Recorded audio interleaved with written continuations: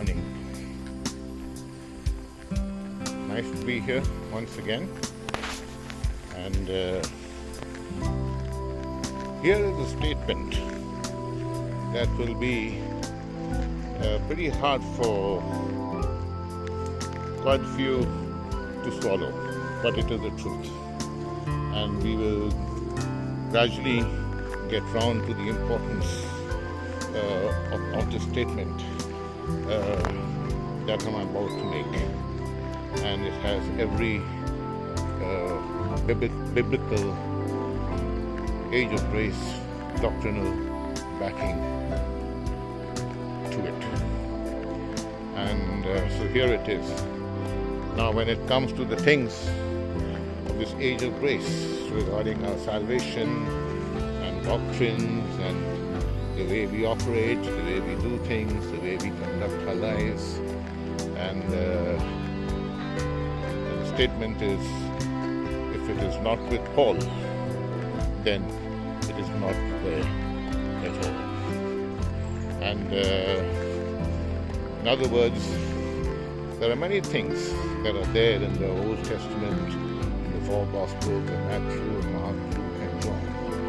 But all those things, though written for us, they are not written to us today in this age of grace, because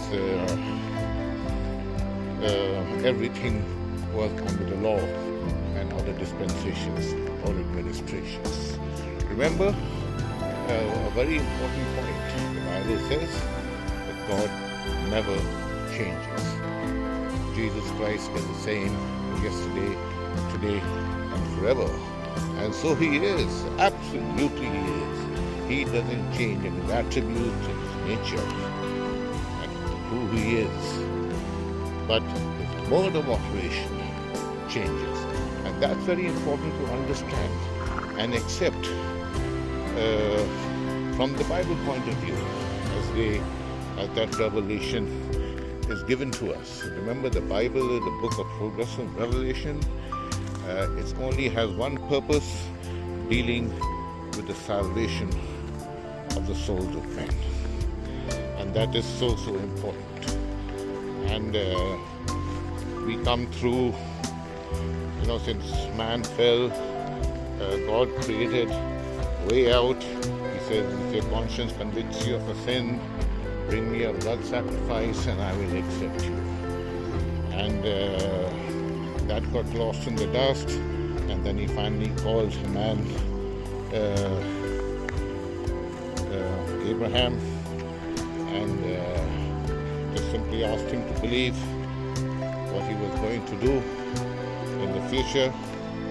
And the Bible says that Abraham believed by faith, and God imputed His righteousness upon him. And he is our example of faith. Abraham was the only man in the Bible who was saved by faith plus nothing.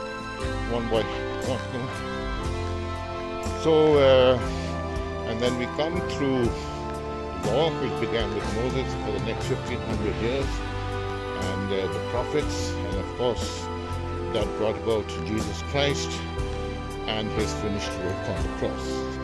And Christ said that He came to fulfill the promise made unto the Father. That was the promise, and the promise made unto the Father speaks of Abraham, Isaac, and Jacob. And God told Abraham in so many words, He says, I'm going to start me a nation, and through this little nation I'm going to prepare them, and I'm going to prepare this nation to take salvation out to the world. But as we know, that didn't happen, that couldn't happen, because Israel as a nation refused to believe and accept that Jesus Christ was the Messiah. But God, according to His predetermined counsel and foreknowledge, knew it would happen. So the death of Jesus Christ wasn't taken by surprise. But God continued with His plan. There was burial, resurrection, and ascension. And even after the ascension, you always remember, Israel was still under the law. No one had told them to stop temple worship or to stop anything else. Peter and John, when they were on the way to the temple, and healed the lame man, they were still under the law. Temple worship and the sacrifices were still going on.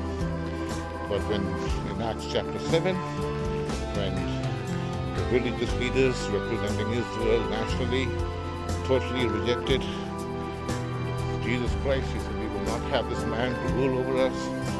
Then God stepped in and ushered in his new program. And that's the reason why Stephen said, I saw the Son of Man standing. He wasn't standing to bring a wrath, but he stood up to usher him his next program. And the very next thing he does is saves the renegade Saul of Tarsus, who later becomes Paul the Apostle and makes him the Apostle to the Gentiles. And everything that is for us in this age of grace is revealed to us through this man alone. Not James, not Peter, not John, although we can draw a lot from every single part of the Bible. But when it comes to things of the age of grace, the doctrine and everything that pertains to a person's salvation, it is Paul and Paul the Apostle alone. Now there are many things that are practiced in modern day Christianity which is not part of the grace age doctrine. And so we make the statement, if it's not with Paul, it is not there at all. Just to finish off with one example, take for example tithing. Many people have asked me, do we have to tithe? The answer is no. You don't have to tithe because there's a legalistic tone to that. Giving, yes. God in every dispensation has always encouraged giving and giving willingly and cheerfully and generously. And that has not changed. But it's not under any kind of legalism. Today when it comes to giving, people say, how much do I give?